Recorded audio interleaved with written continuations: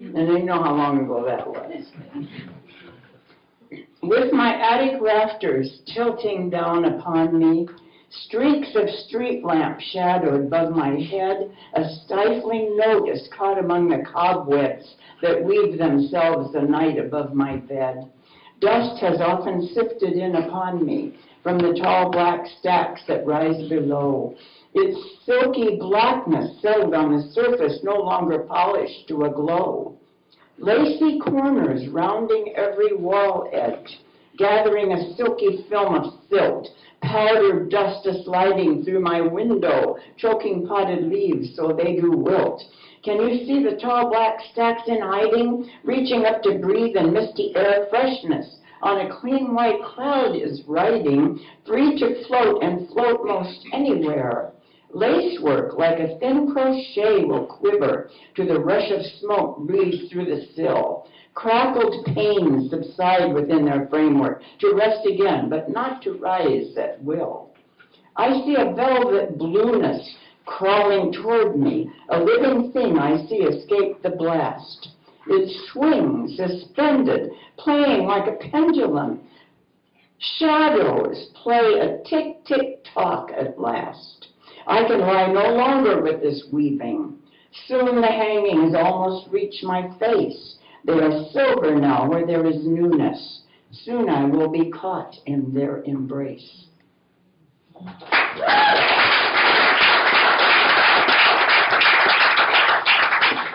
I don't know where that came from, but I was so startled when I heard there was an atom bomb. It was just overwhelming. I couldn't think consciously of anything else for a long time.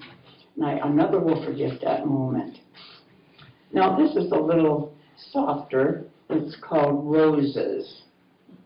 And there were 6 of them, but one was sheer outspread, its depths the showing, of color and of shade. It knew how best to bring to wearied eyes the love of life for life itself, and hiding prickly thorns which prick the unsuspecting ones who tear them wildly, forgetting they are protected in their showery shapes and pallid petal fragrance.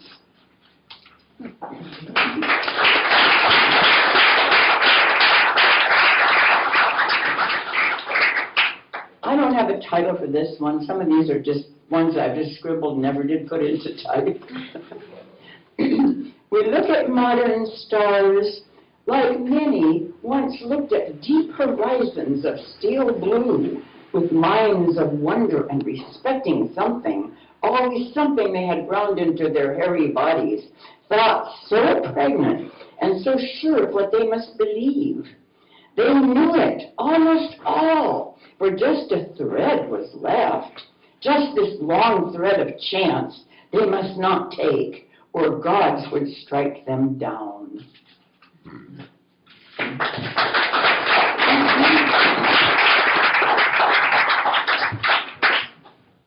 And this, I don't know, I can't explain this one, it's called Reasons. Which came first, the reason to live or the reason to die? For we must do both in order to live but once on this earth in a wretched torture of in-between. Or do some of you catch the beam of a fullness you may share? Is it there, or where? Do you prepare to live or die? Or is it you who lives, or the stream of aching, pulsing lives with a cord of culture extending our line to the future, unfelt by a single human soul?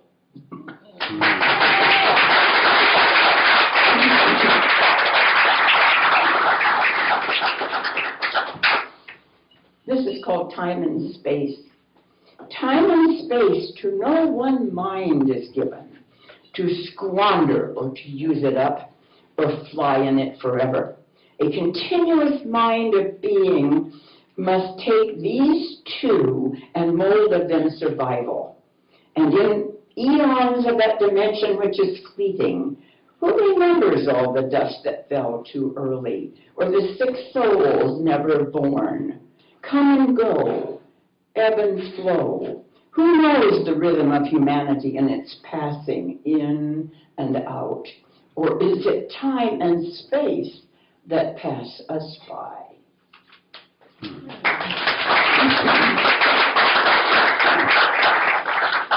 poems or 2 minutes? Well, what I'm thinking is, what people really enjoy is also socializing with each other. Yes. So do a couple more. 2 poems, okay. This is, maybe I'm talking too much about death here. My God, I'm only 91. I got a lot of time left. I'll have to tell you a story before I read this next one. I'm always talking too much. I was interviewed by this fellow in the back of the room the other day, and I was saying a bunch of stuff I didn't know was going to be in print. My tape recorder was on. And I went to the library, the post office, and I'm always talking to people. It's so funny, they all stand like this. And I talk to people. And if they talk back, that's great. And I heard this woman talking, and I couldn't think what language it was. And I said, "Where do you come from?" And she says, "China." And I thought, "Oh, that's a long way away." and she was talking to me, and finally she looked, she said, "How old are you?" And I said, 91. She said, "No, you're not. You can't be." And then I said, "Well, I am, and I'm dating now." She said, "Oh, have you had sex yet?" Oh my God. And I said, "I'm not staying." She said, "That means you have." Well, we just whispered that, thank heavens, and I kind of slunk out of the post office. Good grief.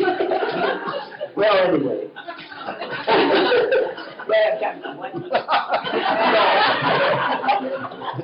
Go for it. I don't know what's good here. I won't read that. No, okay.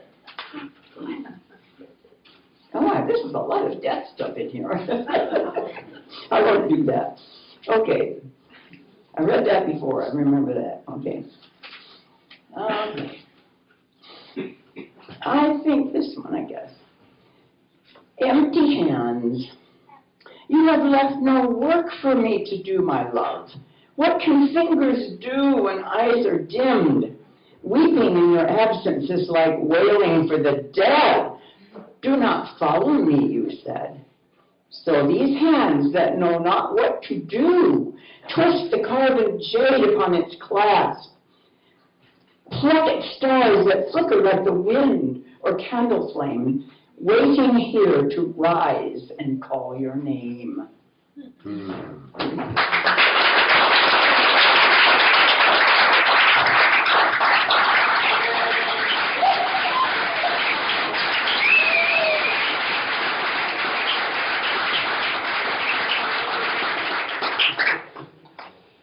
Oh, by the way, Judy, where are you? Oh, I didn't. Yeah, well, we've been on the email, and so I'm glad I finally clicked who you were. And, yeah, right. Well, like I said, oftentimes, yes. I'm on the, Oh, you're on the list? yeah, I didn't see a name up there, so I didn't call you. Oh, this is the email list. I'll send you an No, email. I put it on the. No, I'm just kidding. Come on up. Sorry. Gloria.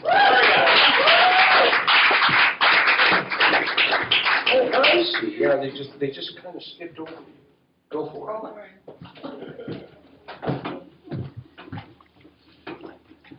So I like to read both prose and poetry, and I picked a couple tonight that I hope you'll enjoy. Tomorrow is storage space for today's experiences.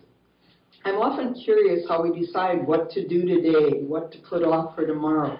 Is it about priorities? Is it tied in with worthiness about getting to pursue what is fulfilling rather than what should be done? Or is today's output just about deadlines? How much do I think and plan, focus and concentrate? Do I dare to look at all I want to do or experience today and go first with what I am most drawn to, whether that be a deadline or a meandering drive to a field of tulips? Can I get in touch with how I will feel about the consequences of doing or not doing a particular action, and let that be the graceful guide of what I do or don't do? I was reading Peter de Jager's Truth Picks from Yahoo Groups. In archived article number 73, he surmised that we use our tomorrows as storage space for all the endings we think can wait until a later time. The storage space metaphor really speaks to me. It reminds me how many boxes and old clothes are packed along with dreams and somedays in the closets and basements of our lives. It gives me pause to be grateful that I've signed up for a month's train trip across Canada in September, that I took my granddaughter to Children's Museum, and that I landscaped my backyard. Along with the gratitude goes some wistfulness that I've not read or written as much as I'd have liked to, that my love of new experiences and knowledge has been known to crowd out the time for basking in a neat and organized room and for lazing around, lapping up relaxation without demands from my overactive doer. I do, however, intend to have no big regrets when I set off into the great unknown. Unless something beyond my control takes me early, I expect to do most of the items I wrote in my 30-year calendar, inspired by one of Barbara Scher's books. That list includes another trip to the Swiss mountains, a first trip to Australia and New Zealand, a cruise in the Caribbean, and a journey through the British Isles. 3 of those are done already. It also includes doing a book signing tour after I publish Pleasures and Ponderings. If I manage to swim with dolphins and do an internet advice column, that'll be the whipped cream. I realize as I'm writing this that I have had and done most things that have been important to me. Though I don't currently have a significant other, I'm placing and answering personal ads, so I'm not putting that desire in storage. I plan to stay aware of the inventory of some days when I start to pack them away, like beautiful nightgowns or glamorous jewelry or top-of-the-line tools. Some days deserve to be worn and used and experienced, not to be left on the shelf. You know what? I'm going to read a book now.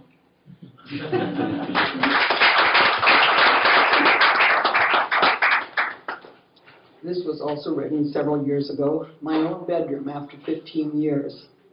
I have my own room. I've rented out rooms in my 1910 home for the past 15 years, ever since I bought it. At first, my 2 kids had their own space, and I only rented out 5 rooms. For the past 10 years, I've had 7 tenants. True, I've had a room all these years, but it's been an office as well as a bedroom. Recently, one roomer moved out, and the tenant in the room next to mine moved to the huge basement room. I've talked about having my own space for a couple years, but let the loss of rent mitigate the loss of personal space. This may be no better time economically than before, but I'm eager to expand into that room. The mural on one wall, put up years back by the tenant then, has a mountain, forest, and lake, serenity for my soul. It's almost like moving to a new place. Every time I walk past its open door, I smile. I bring in my meals and gaze out the large south-facing windows to Puget Sound, trees, and a wide-open feeling. I can see the morning sun here and the sunset from my office window. I've got it all. I will sage the room so the vibrations of 15 years of rumors will give way to my own. One former roomer said she felt a friendly spirit in there. With all the people who have inherited this past decade and a half, it sure has stories to tell. Now it will have new stories. I will have a double bed when the basement roomer moves. It was a gift from a friend moving out of state, and I had no room in my office. In the meantime, my single bed will do just fine. A new man friend and I moved the 2-person rocking couch to the room. Now we have a place to be close outside of my crowded office and away from the living room, where we never know who will be coming in or going out. It has been fun thinking of which of my many treasures I will take to this room. I definitely want my wood goddess with an old woman's face, branches arranged in her gray hair, and a jewel in her hand. Her name means she who holds treasures. I'll also bring in the beautiful hand-created boxes I brought back from Southeast Asia, the fancy bottle of vegetables in oil, my pink Jester music box that plays Make Someone Happy, candles, and a few books. That room will symbolize expansiveness. I will spread out in my new bedroom, surrounded by unoccupied space. What a luxury. Even now, before I'm sleeping there, I love the feel of the wide open space every time I stop in. I feel more whole and connected to the part of me that feels buried in my office with all its papers and stacks. Long live a room of my own.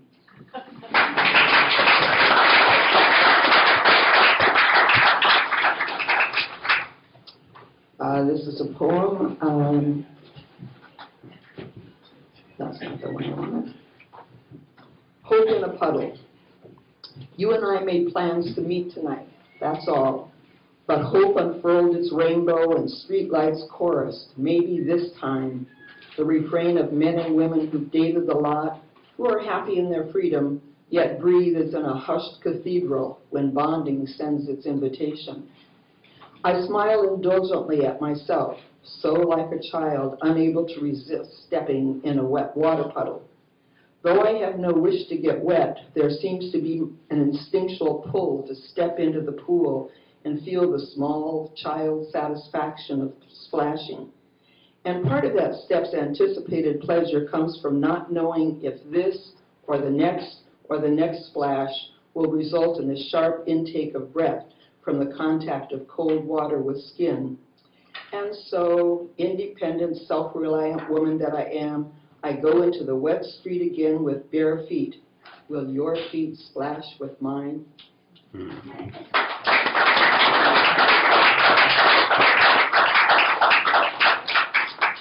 This one's called Catered Buffet. I offer, will you accept? Take my bountiful banquet full of flavors, colors, aromas, nose-tickling, palate-pandering, for everyday, for fete extraordinaire, and it is wasted if not consumed. Delicious if eaten only for nourishment, but Gemütlichkeit, animal abandon if tasted here with the tip of the tongue and there with greedy mouthful.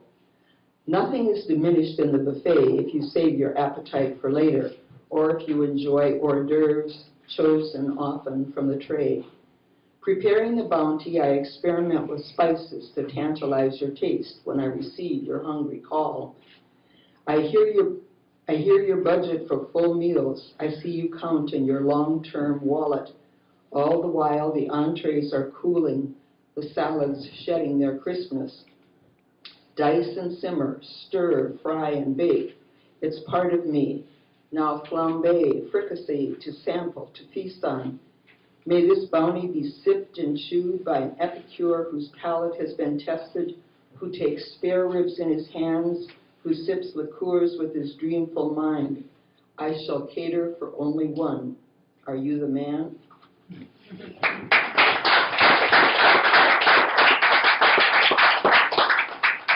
I'll read a couple from the group that meets. If any of you are interested in sharing your writing, every Thursday up at Uptown Espresso from 1 to 2:30, they have a writing group, and it's great fun, and it's usually timed for 10 minutes, and then we read them. This one's called The Back Door. That topic just showed up that day, hadn't thought about it or anything. This is what came out. I wonder what the connection is between the back door of my girlhood home and the common understanding of going through the back door. The clutter makes me think of something shady. The ladder makes me think of something shady, trying to be hidden. Do we put value judgments on activities we go to through the back door rather than the front door? I wish I knew the origin of the phrase. When I even think of current friends' back doors, I feel perhaps less elegant in using them, but still more at home, like I've been accepted into the inner circle. The front door feels more formal and proper. I guess there's a big part of me that values the trust and camaraderie that would allow me to walk where there could be less order, less beauty. In other words, I get to be me, without pretense, with nothing to prove. I can notice a bit of disorder in a backyard without judging myself or a neighbor. The back door might be comparable to a waiting room for a train station. It's not the destination, but one feels at home with the wait.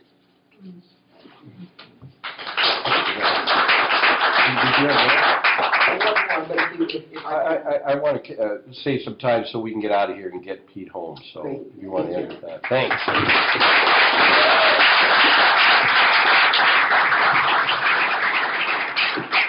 It just seems like we never have enough time in the break, and it's just a wonderful time to talk. And I encourage you to go talk to the poets that, said something that meant to you. I'm very grateful to all of you, those of you who chose to come up here and talk. You amazing animals, you. And, but also very grateful for all of those of you who took a temporary vow of silence so you could listen, hopefully more deeply. And so I invite you to talk amongst yourself and listen. And thank you again. Thank you, Pete. Thank you, C&P. And we'll see you it's the fourth Wednesday of every month, right here. We'll see you next month. Bye-bye.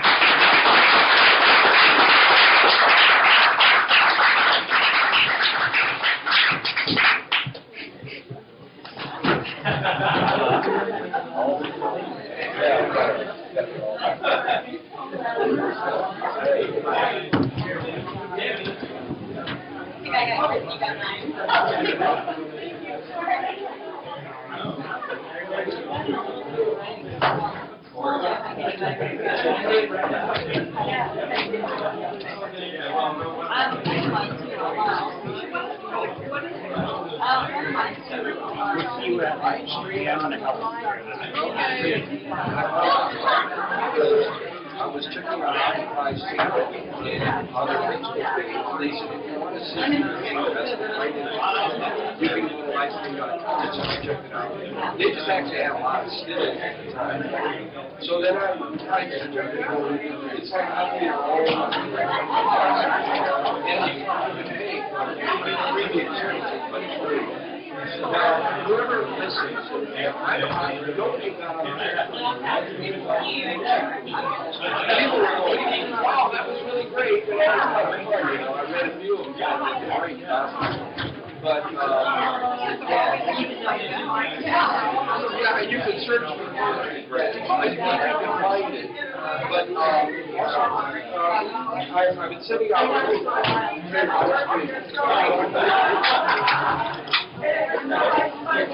if you got to be on the emailing list, and you're not really on it, and likely get stuff, please sign up here.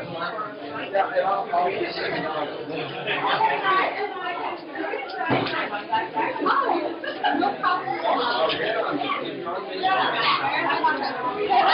I'm not either, except there are a number of people who are. And so that's, so you have a Facebook page, and it's just another way. People go.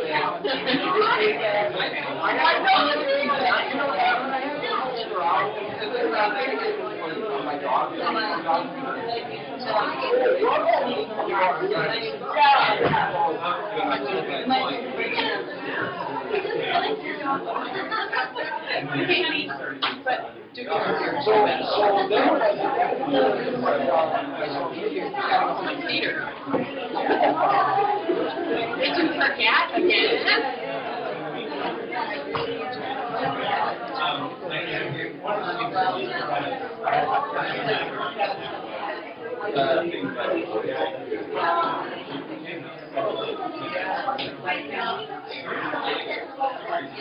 So anyway, so then Lydia in her like all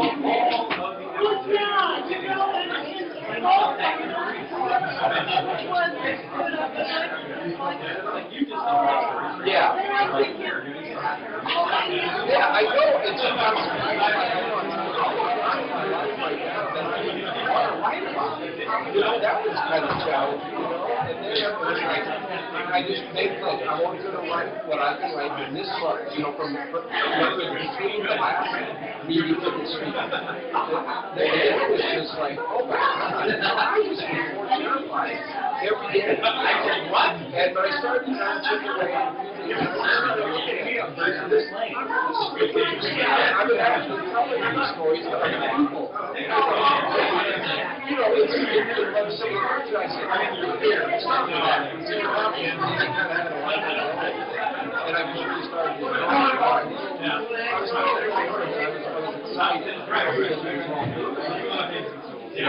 but I'm so glad I did.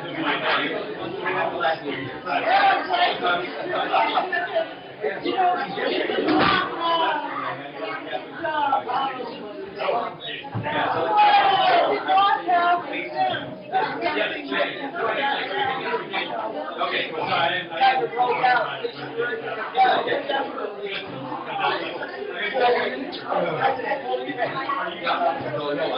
It was really, yeah, you're right. And it went through a number of rewrites and had to do that. Hey, I maybe you did tonight.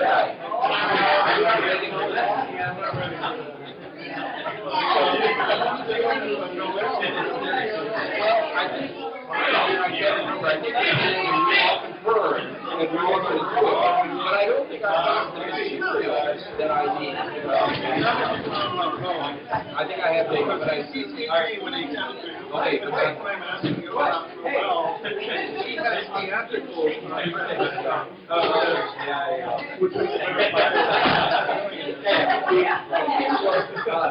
Look at that.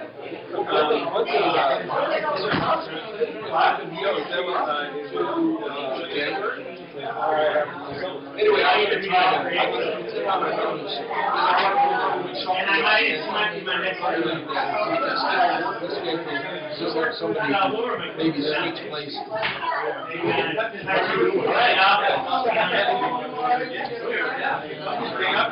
Thank you very much.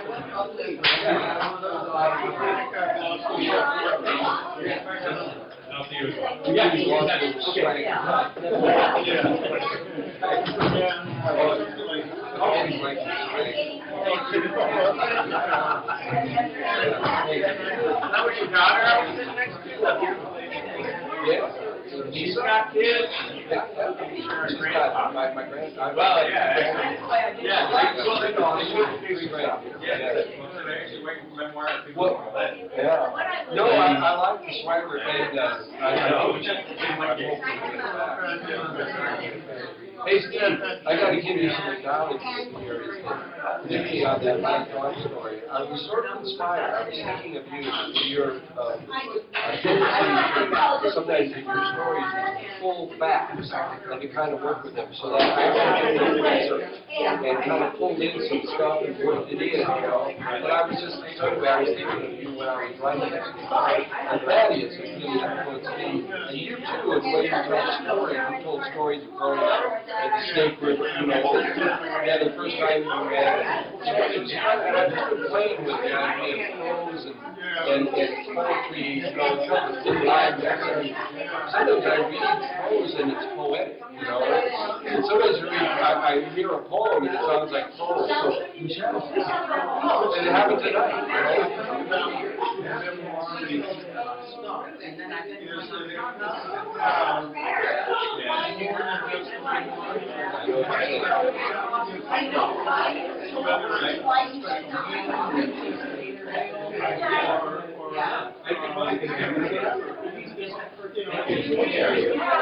Yeah, it has to, in some ways, I think the art is transcending the story itself, connecting to something that's shared. Okay, thank you. Okay. Oh, we did. We should write it.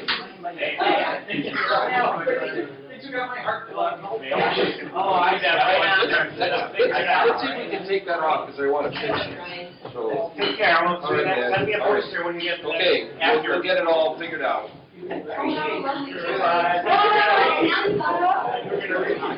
Well, I always appreciate it.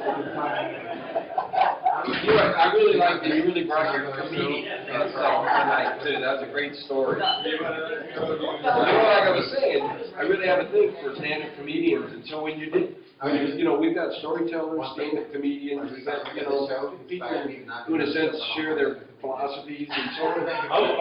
So that was just fabulous. This little fellow, That was difficult. he was the first one, he said, you were great. I like your poetry. Oh, thank you. One shirt? Yeah. Young fella. Yeah, he's in the sixth grade. Oh, in the sixth grade? Oh, cool, cool. And, parents got him something, I don't know. But he was great. Thanks. Okay, well, we'll see you. Yeah, doing there?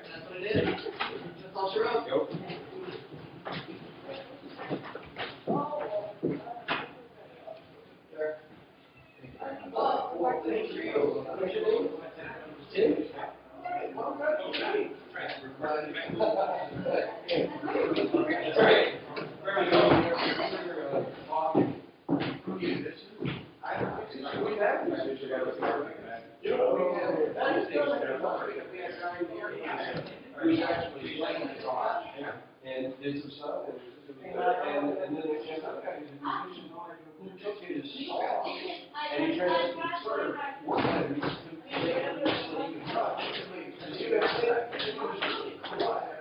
So,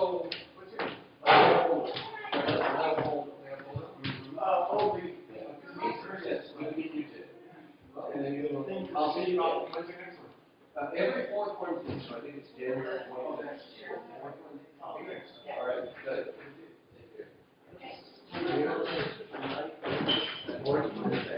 Yeah. So I can.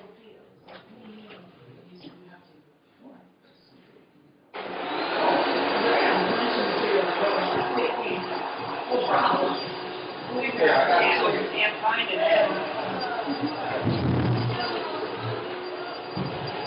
Now, the volunteer corps go with you. They go to that bag, there's a bag. It's soft bag here.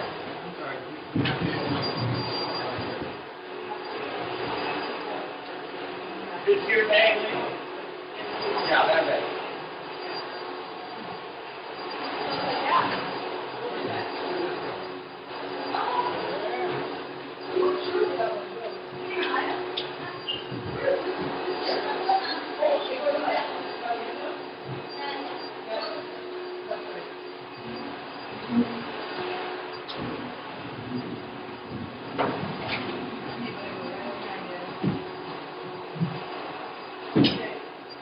And these your little lights go in there as well.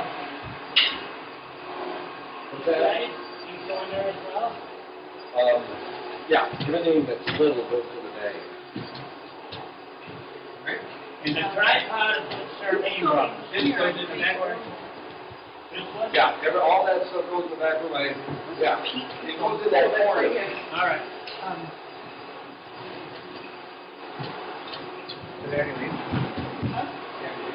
Yeah, there. I told him I'd meet him there.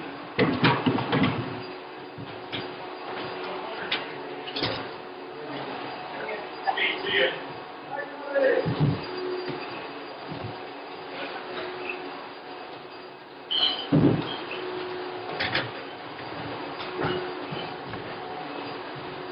How about your board strip? Come out of there. That worked, yeah, that was in here too.